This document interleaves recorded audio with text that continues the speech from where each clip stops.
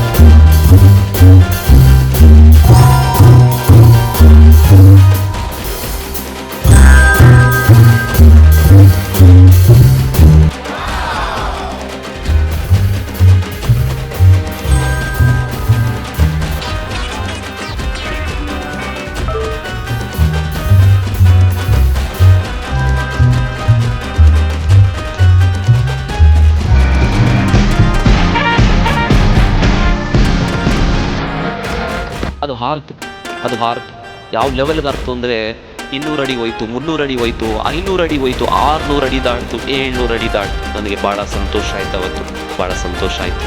ನಾನು ರೆಕ್ಕೆ ಕಟ್ಟಿ ಹಾರುವಷ್ಟು ಸಂತೋಷ ಆಯ್ತು ಅವತ್ತು, ನಾನು ರೆಕ್ಕೆ ಕಟ್ಟಿ ಹಾರುವಷ್ಟು.